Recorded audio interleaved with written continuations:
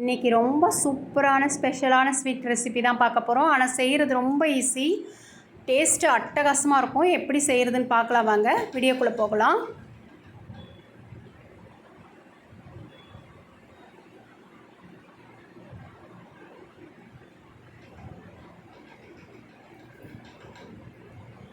First இதுக்கு ஒரு 2 spoon அளவுக்கு பாசிப்பருப்பை நல்லா செவக்க வறுத்துக்கணும். வறுத்துட்டு நம்ம மிக்ஸி ஜாருக்கு சேர்த்துக்கலாம். இப்போ பவுடர் பண்ணிட்டோம். இப்போ நம்ம வந்து ஒரு கப் அளவுக்கு தேங்காயை எடுத்துருக்கோம், அதுலேயே போட்டுக்கலாம்.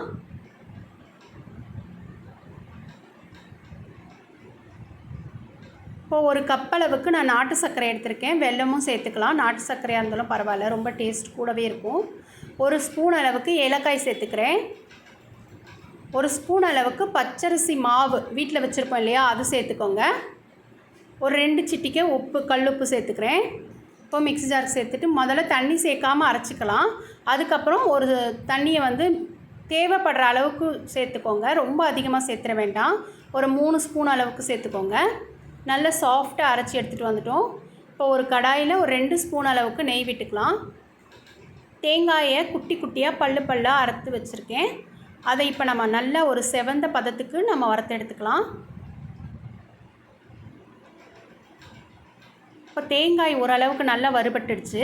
இப்போ இதுலேயே நம்ம வந்து முந்திரியை சேர்த்துக்கலாம். 1 பை 1.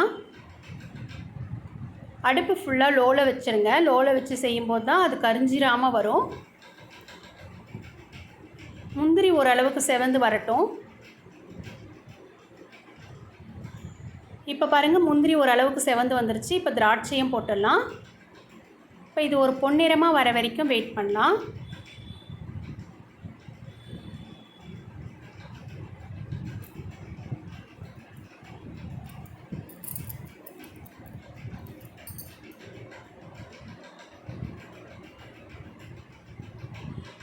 இப்போ பாருங்கள், எல்லாம் நல்லா வறுபட்டு வந்துட்டுருக்கு.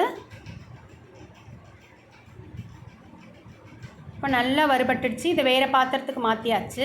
இப்போ அதே நெய்யிலேயே நம்ம அரைச்ச அந்த விழுதுகளை சேர்த்துடலாம். நான் பச்சரிசி மாவு போட்டது ஸ்கிப் ஆயிடுச்சு. ஒரே ஒரு ஸ்பூன் மட்டும் பச்சரிசி மாவு மிக்ஸி ஜாரில் சேர்க்கும் போதே சேர்த்துருங்க. இப்போ நம்ம ஸ்லோவில் வச்சுட்டு, மீடியம்லேயும் ஸ்லோலையும் வச்சுட்டு கைவிடாமல் கிளறி கொடுத்துட்டே இருக்கணும். இது செய்கிறது ரொம்ப ஈஸி. ஒரு 5 நிமிஷம் கிளறினீங்கன்னா போதும், பக்குவம் வந்துடும். பாருங்கள், சூப்பராக வந்துருச்சு. நல்லா வந்து திரண்டு ஒட்டாமல் வரணும், அது வரைக்கும் நம்ம வந்து கிளறி கொடுக்கணும். நடுவில் ஒரு 2 ஸ்பூன் அளவுக்கு தான் தேவைப்படும் நெய், ரொம்ப தேவைப்படாது. ஏன்னா நம்ம தேங்காயில் செஞ்சுருக்கிறதுனால ஒரு 2 ஸ்பூன் மட்டும் விட்டுக்கோங்க, அது ஒட்டாமல் வர்றதுக்காக. பேன்னா ஒட்டாமல் வரும். நான் இரும்பு கடாயில் தான் செஞ்சுருக்கேன், அதனால தான். இப்போ பாருங்கள், சூப்பராக ரெடி ஆயிடுச்சு. தேங்காய் திரட்டு பால்னால் சூப்பராக இருக்குது, அவ்வளோ டேஸ்ட்டாக இருக்குது. ஒரு முறை செஞ்சு பாருங்கள், அவ்வளோ டேஸ்ட்டாக இருக்கும். இப்போ பாருங்கள், நல்லா ஒட்டாமல் திரண்டு வருது பாருங்கள். இந்த அளவுக்கு பக்குவமாக வந்தால் போதும். ஜஸ்ட் ஒரு 5 இல்லை 10 நிமிஷம், அவ்வளோதான். இப்போ நம்ம வந்து வறுத்து வச்ச அந்த முந்திரி, திராட்சை, தேங்காயை சேர்த்துட்டு கிளறி கொடுத்துக்கோங்க.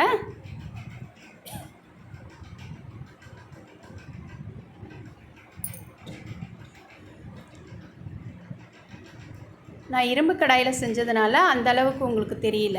பேனாக இருந்தால் நல்லா தெரியும். ஆனால் இரும்பு கடாயில் செய்கிறது தான் ரொம்ப ஹெல்த்தி, அதனால தான் இதில் செய்கிறேன் நான்.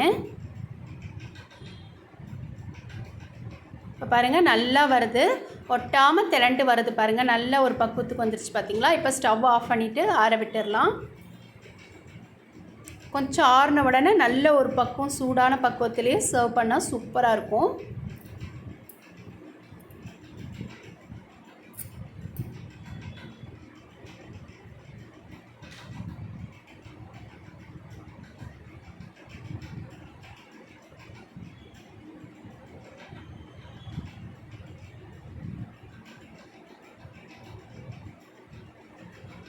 பாருங்கள், பார்க்கவே எவ்வளோ நல்லா இருக்குது. நாட்டு சர்க்கரையில் செஞ்சது இன்னுமே டேஸ்ட் கூடவே இருக்குது.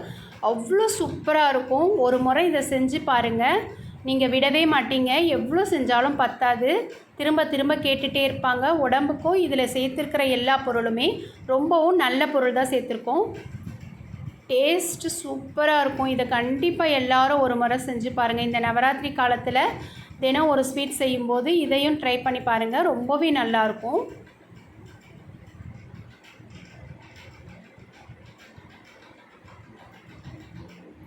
அடுத்த ரெசிப்பியில் பார்க்கலாம். தேங்க்யூ.